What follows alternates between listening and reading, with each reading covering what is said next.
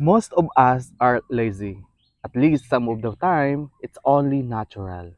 Being lazy just means you want to expend as little effort as possible.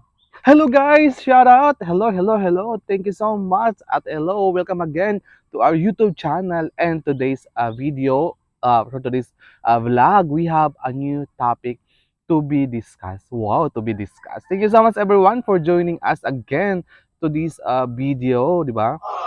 So for this video, let's discuss about lazy. Why I am lazy, 'di ba? So this topic is ways to stop being lazy. What is lazy in the first place? Yes, that's you can research that in our google.com. By the way, this topic is from lifehack.org or thank you so much to Lifehack for giving us a very interesting topic every time. So let's continue. Let's proceed to our main topic. So how to stop being lazy? How? Stop being lazy. Number one, learn to accept your own laziness. I repeat, learn to accept your own laziness. For the most part, this topic is designed to help you fight back against laziness, as if it's a dastardly villain intentionally trying to sabotage your success. However, this can be counterproductive. If you hate the idea of being lazy, chances are you'll end up resenting yourself. This leads to a cycle of negative self talk, which is scientifically demonstrated to have a negative effect on mood, increasing stress. Low mood and high stress lead to even lower productivity, which leads to low self esteem, and the cycle continues. The way to break out of this is to learn to accept your own laziness. It's okay to feel lazy. It's natural to feel lazy. You can work to address your laziness without feeling bad or guilty about it. Next, number two, understand your source of laziness or lack of motivation.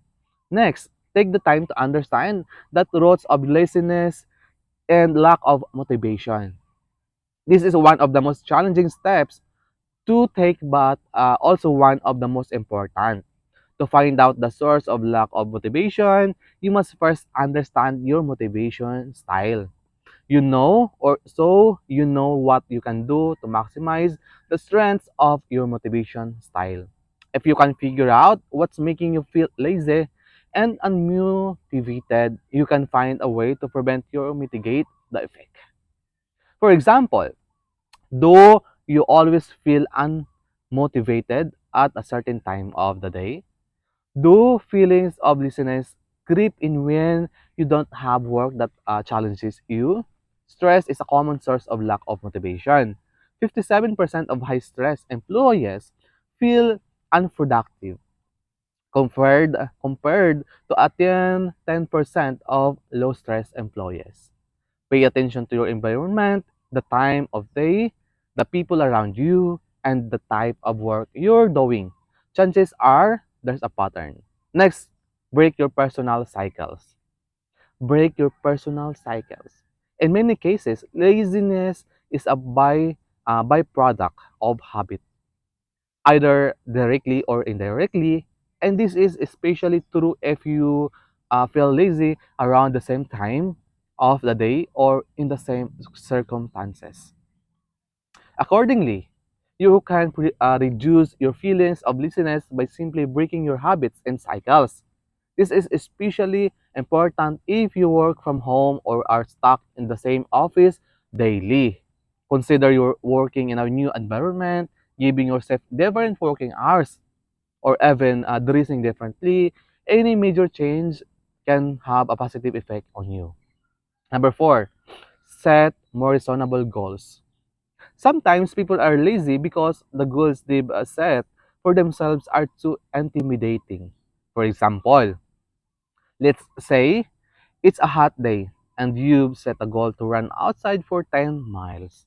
That's a tall order, even for an accomplished runner. So naturally, you'll procrastinate and become lazy in doing the exercise.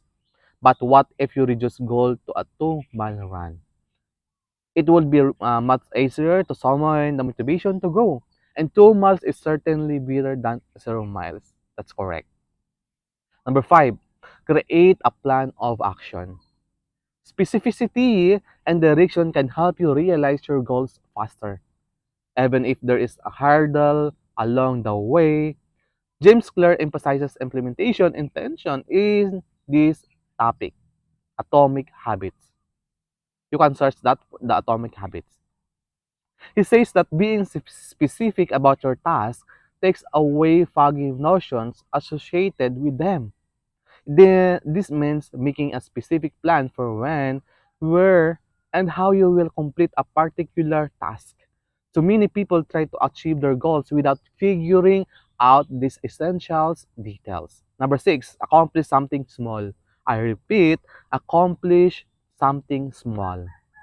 Feeling accomplished is tremendous motivator.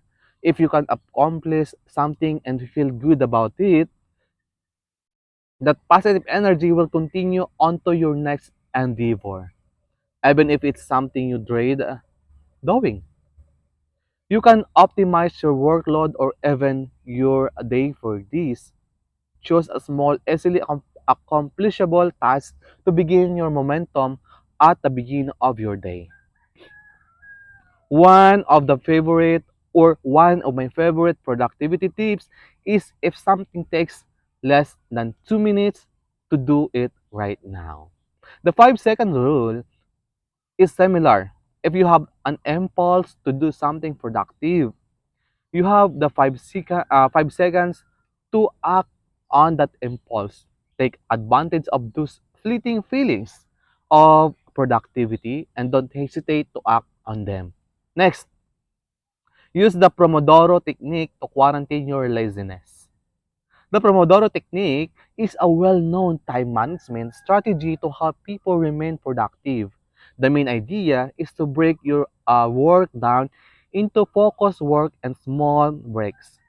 The original idea was to work for 25 minutes, then break for 3 to 5 minutes, and take a longer break after 4 cycles.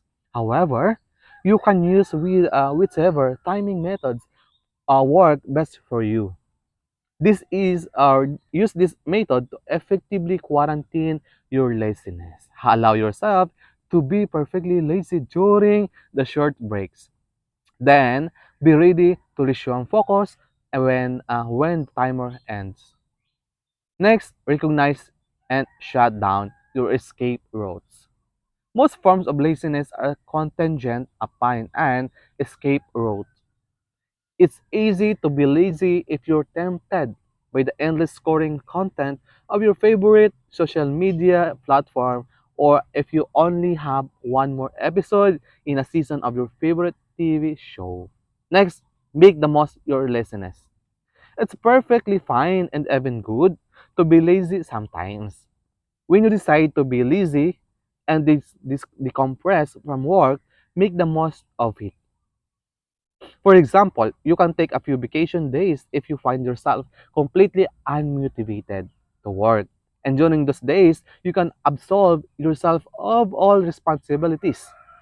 Break and vacations are shown to have a net positive effect on productivity and well-being. For example, frequent travelers tend to have a 64 or I mean a 68.4 score on the Gallup Healthway Wellbeing Index, a measure of health and wellness, while infrequent travelers only score 51.4.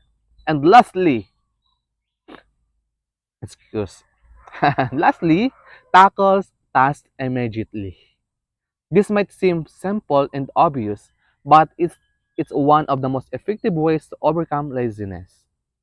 If there's stuff that you need to do right now, such as doing the dishes, taking out the trash, or visiting the grocery store, do it now.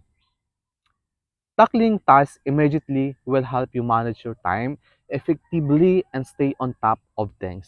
That's all. Thank you so much everyone for joining us today for another video. I hope to see you again soon. I hope I give you some ideas, tips, and everything under the sun. Thank you so much everyone. Bye-bye. See you again soon. Mag-ingat po tayong lahat. At ako nga po ulit ang nag-iisang boy. By the way, if you are new to our channel, please don't forget to subscribe, comment, like, or if you like our videos, please share to your friends. Thank you so much everyone. See you again soon. Bye-bye.